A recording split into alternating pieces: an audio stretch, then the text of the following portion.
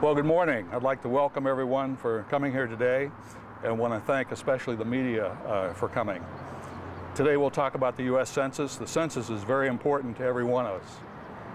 Federal government conducts a census every 10 years and it's been doing that since 1790. It's very important for every area household to participate in the census. In 2000, the combined population of our four cities, Richland, Kennewick, Pasco, and West Richland, totaled a little over 143,000. And so the question is, what will our combined population be on this round, the 2010 census? We've had a very strong economy, we've had a lot of growth, and so we could very easily see a number that's much higher and can make a big difference in how federal funding will flow to us. Our four cities are joining forces to encourage all area residents to participate. We also encourage residents in smaller outlying communities and in the two-county area to complete their forms. Census numbers impact everything from federal representation to how many federal dollars schools receive. And now I'll introduce Mayor Steve Young, who will talk about the importance of completing your census form. Thank you, Mr. Revelle. We can't stress enough the importance of the 2010 census. We in this area, representing two counties and quad cities, have a population over 250,000. And you've heard it said many times before that we're one of the largest populations in the area. Because of that, it's important to understand that the census of 2010 means a lot to this area. When it comes to money, for example, over the last 5 years, over $3 million has been made available to the city of Kennewick alone due to the size of our population. We don't need that to change, and to make sure that the funding continues, it's important that we get our census completed, that the federal government understands the size of this area. Another important element of that is how that money has been used. That $3 million has been used for everything from the infrastructure in downtown to the Arc of the Tri-Cities, Meals on Wheels, the Senior Center enhancements, and Columbia Industries. Also, when it talks about population growth, we talk about the power base of this community. U.S. Congress will be reapportioned based on the 2010 census. Some states will lose a number of congressmen that they currently have, while others will gain. From 2008 to 2009, Washington State was the 7th fastest growing state in the nation. It has been 30 years since Washington last received an additional congressman, raising our total number from 8 representatives to 9. In looking at the 2009 population estimates, Washington has over 100,000 more people than the state of Massachusetts, and yet Massachusetts has one more representative in Congress than we do. Completing your census form can make a significant difference. And finally, what I'd like to say is that it's prestige. We talk about economic development in this area, and it is the future of this community, bringing in new businesses, new stores, new retail. And to do that, it's important that these businesses understand how large a community they're dealing with. You've heard it said many times in the past, some stores refuse to come to this area because of the population. Now's the time we can get that information out to the businesses and show them that this is a much larger population than they ever thought it was. So it's important to complete the 2010 census. It's important to this community, and it's important to you. Thank you. Our census provides us with base information for the federal government to make sure that the allocations of over $400 billion annually is done. That money is used for such things as education, neighborhood improvements, transportation, health care benefits, senior assistance, and many more.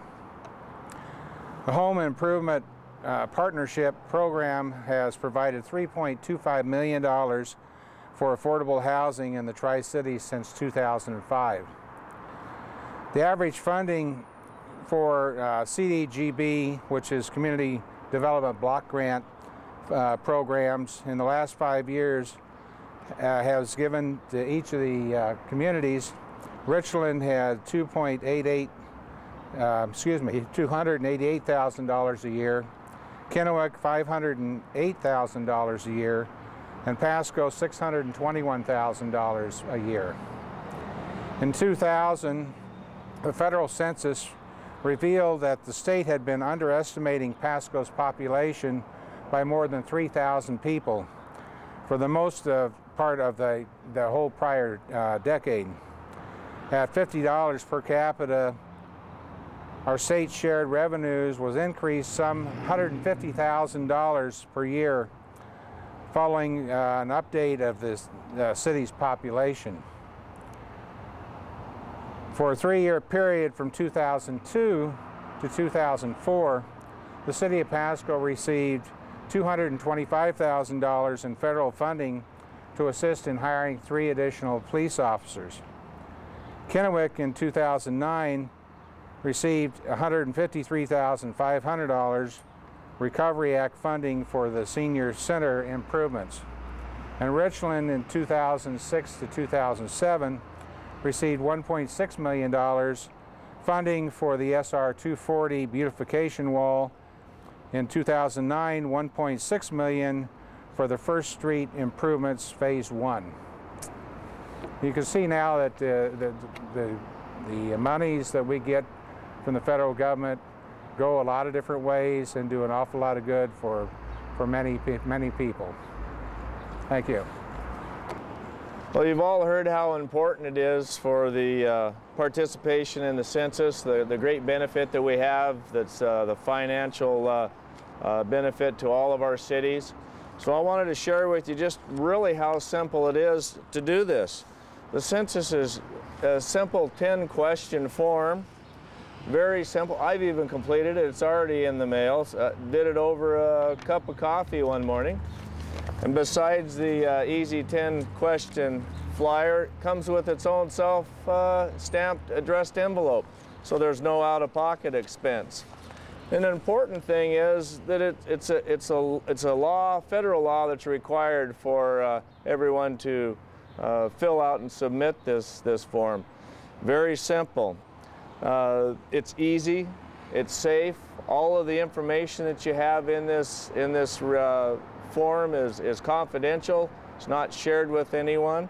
So just take 10 minutes out of your day, fill out an easy 10-question form, pop it in the envelope, drop it in the mail, and the important thing is being counted, because everybody's voice and everybody's signature on the census form is money in our pocket, and it's money we could all use to better our beautiful cities. Thank you. Thank you, Councilman Gary. And in conclusion, I'd like to say a few words about how I use census information. I'm an amateur genealogist, and so I spend quite a bit of time going through census records all the way back to 1790 to try to reconstruct families when I put together ancestor charts for friends. What was mentioned earlier was that the census data is confidential. That's true. They use it for the federal government uses census data for demographic statistics development. However, after 72 years, the information is released to the public. And so today, the latest census data that's available to the general public is 1930. So there's that 72 years where that information is protected so that, no individuals will be in jeopardy, and the data is used only for statistics for that 72-year period. I want to remind everyone to complete and mail in their form. There is a deadline for it, and so now's the time to be doing it.